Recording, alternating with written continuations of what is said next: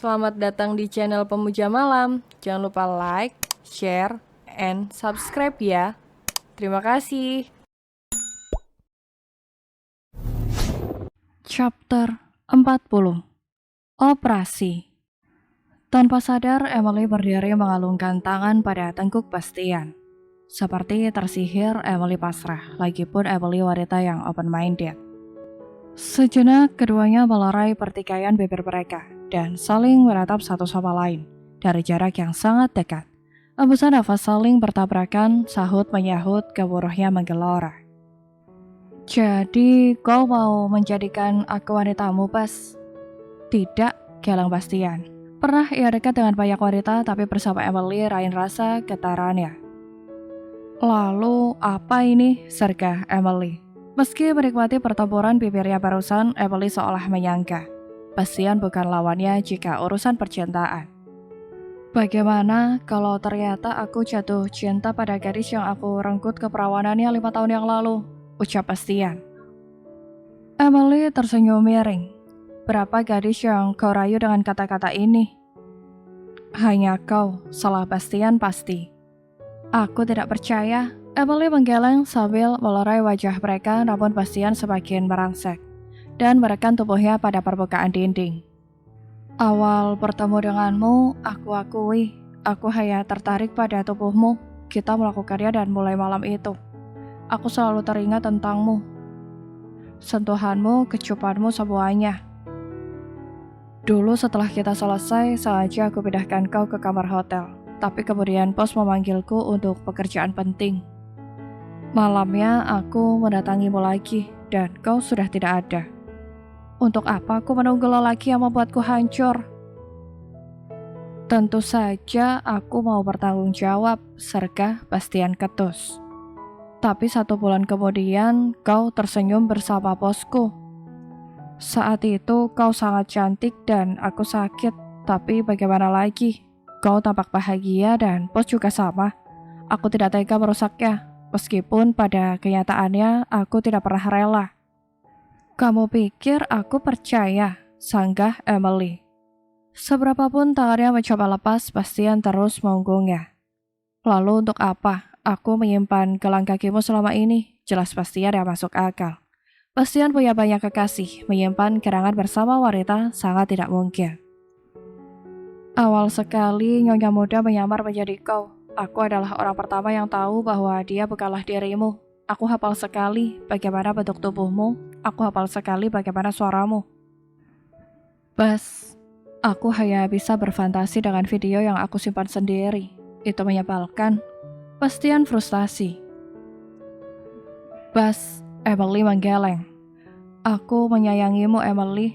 Kau pikir untuk apa? Aku peduli dengan kabarmu. Itu karena aku menyimpan rasa padamu, Emily. Aku memang bukan laki-laki yang pantas untukmu, jadi maaf sudah lancang menatapmu seperti ini. Baru saja akan melerai, Emily sudah lebih dulu meraih kerah jaketnya dan mendaratkan kecupan memabukkan di bibir sana. Rakus, mungkin karena mereka sudah tenggelam ke dalam jurang cinta yang salah. Bastian semakin menyatukan tubuh mereka, indah rasanya saat dia disentuh seseorang yang menyinggahi hatinya. Just for fun, mungkin itu awal hubungan mereka. Entah akan seperti apa kelanjutan ceritanya. Ya pasti Emily menyukai wangi Bastian, permainan bibir Bastian, dan sentuhan Bastian. Gelora membara itu membuat keduanya acuh pada gawai yang sedari tadi terus meminta perhatian.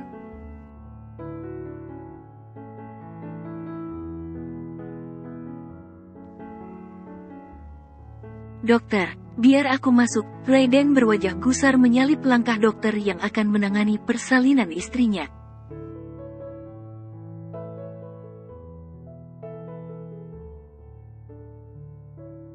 Malam jam 9 tadi Alula terpeleset di kamar mandi. Perutnya mengalami benturan cukup keras. Benturan di perut saat hamil berpotensi menyebabkan solusio plasenta.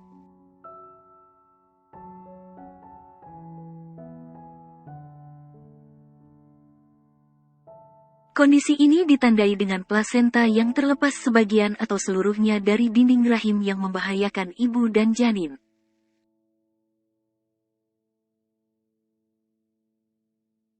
Selain itu, detak jantung janin pun menjadi bermasalah karena tidak mendapatkan cukup oksigen. Jika tidak ditangani dengan tepat, bisa menyebabkan kematian janin atau ibu. Mendengar itu dari salah satu perawat, Raiden gusar.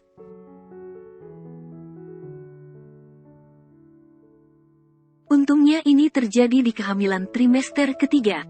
Meskipun bahaya ini bisa terjadi pada kehamilan trimester berapapun. Setidaknya dokter akan bisa lebih cepat ambil tindakan karena baby dalam kandungan sudah cukup pantas dilahirkan. Barusan Raiden menandatangani surat pernyataan persetujuan operasi. Rumah sakit dan dokter terbaik menjadi pilihannya.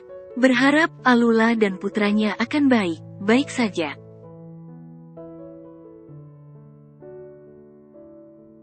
Lebih baik, Tuan tunggu saja di luar. Dokter Fahmi memberikan pengertian terhadap suami pasiennya. Jika raut cemas Raiden terus-menerus tertampil sudah pasti akan mengganggu proses persalinan itu sendiri. Raiden menggebrak pintu ruang operasi hingga gaduh. Apaan ini? Istriku kesakitan di dalam, bentaknya. Tapi Tuan, ucapan dokter terputus saat Karlina mencoba membantunya.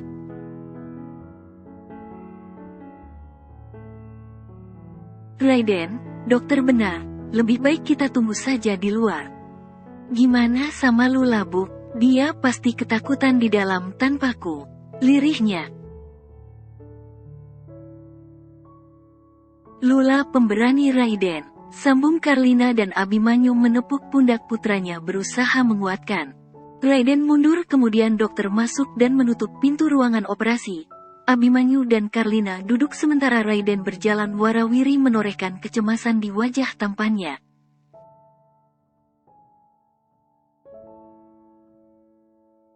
Mengingat bagaimana Alula mengerang kesakitan saat menahan kontraksi, Raiden ketakutan.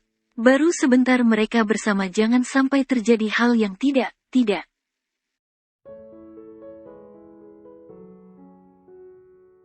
Jengah menunggu, kembali Raiden meraih ponsel dari saku celananya. Pesan yang dia layangkan pada Bastian belum juga mendapat jawaban bahkan belum dibuka sama sekali. Sudah dari 1 jam lalu Raiden terus mencoba menelepon tapi tidak ada yang mengangkat.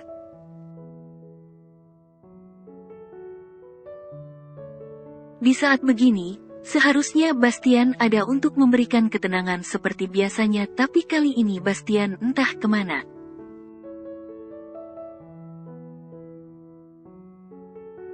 Sementara Abimanyu berkutat dengan ponselnya, mencoba melayangkan panggilan telepon pada putra keduanya. Sore tadi anak itu pamit akan ada pekerjaan sampai larut malam.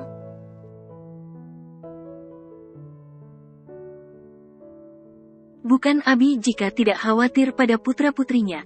Arga masih di bawah pengawasan karena anak itu belum bisa mandiri seperti putra pertamanya.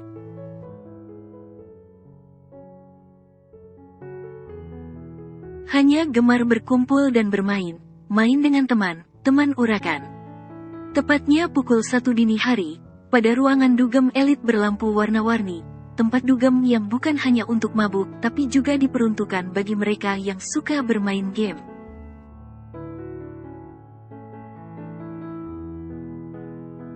Tempat yang dipenuhi pemuda dari kalangan elit, pria tampan dan berondong pujaan tante arisan.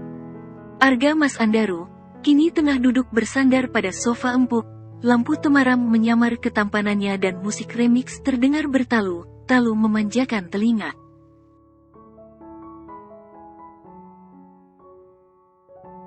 Minuman yang dia teguk bukan wine ataupun koktail, tapi es jeruk seperti biasanya.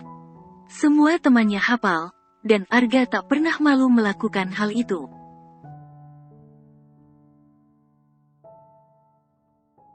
Baginya, boleh berteman tapi tidak untuk merusak hidupnya. Wejangan dari sang ayah dan ibunya masih Arga pegang erat seperti balonku ada 5.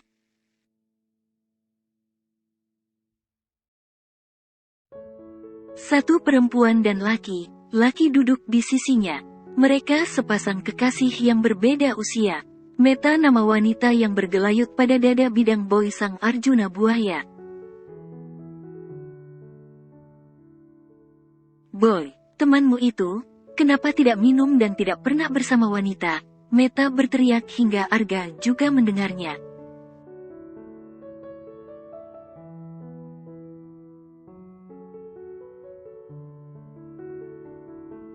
Aku tidak selera. Arga memang acap kali datang ke sini, tapi tidak pernah bersama wanita sekalipun. Di sini dia melihat dunia bersama teman nakalnya.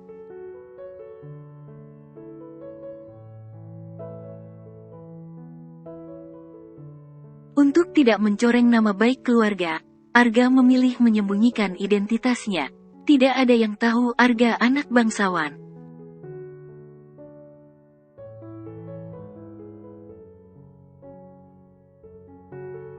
Satu lagi pemuda tampan masuk dan duduk di sisi Arga.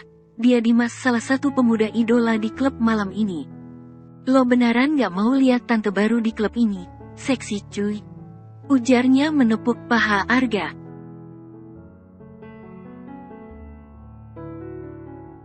Yang bener, Boy menyerobot penasaran. Biasanya jika ada tante girang baru, Boy pemuda pertama yang menjadi sasarannya.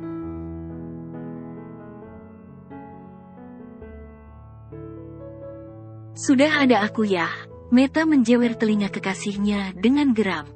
Boy menyengir.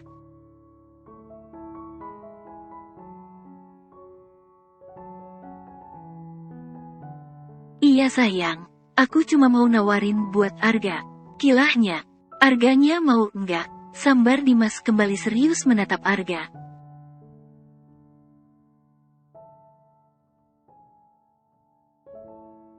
Ogah. Arga dengan acuh menolak. Mereka tidak tahu saja siapa keluarga besar Abimanyu Kertawiguna. Jika sampai tahu asal-usul keturunan Arga. Tanpa menjadi berondong bayaran, Arga mampu membeli apapun yang dia mau. Uang jajan dari Abimanyu lebih dari cukup untuk memenuhi kebutuhan hidupnya yang glamor.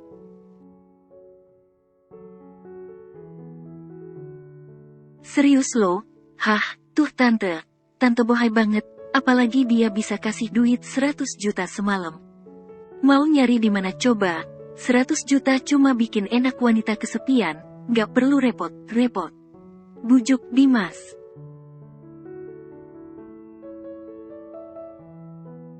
Istri pejabat, sambar Boy lagi penasaran. Dimas menoleh.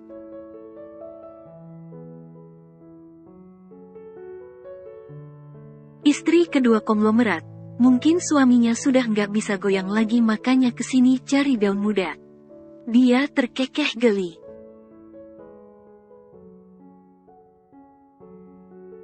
Gimana kalau gue ngantri, 100 juta cuy? Boy seolah tak takut dengan kecemburuan kekasihnya. 100 juta bisa untuk membeli perangkat game barunya.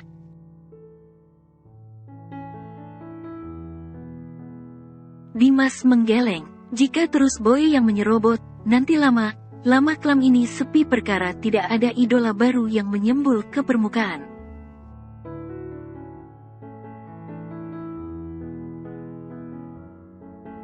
Dimas mau, Arga yang ambil bagian. Arga tampan, gagah, bule lagi. Lo bener nggak mau nyicip jadi ceman tante-tante?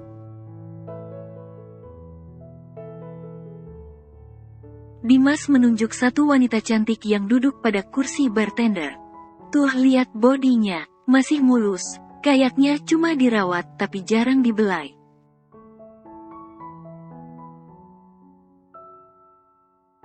Arga menyemburkan minumannya kembali. Selaiva tercekat, melotot melihat seksama wajah cantik dari tante-tante yang Dimas bicarakan.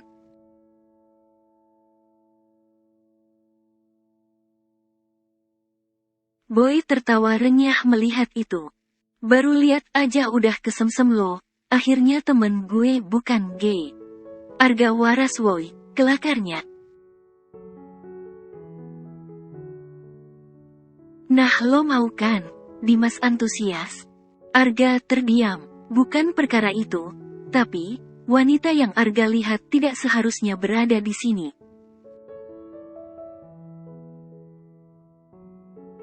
Gue cabut, sorry. Arga meraih dan membuka dompet lalu meletakkan tips pada mejanya kemudian bangkit. Lo mau kemana? Pertanyaan Dimas tak mendapat sedikit pun jawaban. Arga keluar dari ruangan tersebut dan melangkah keluar dari klub malam ini.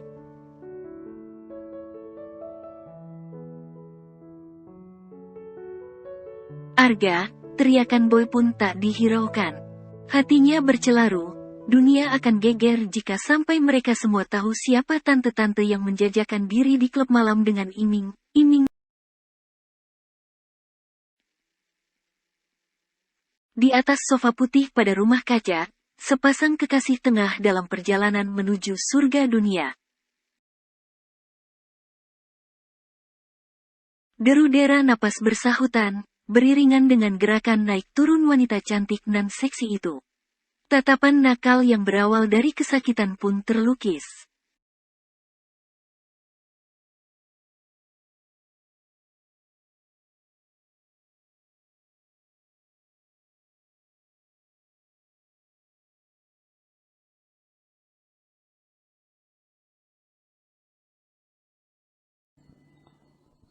Bersambung.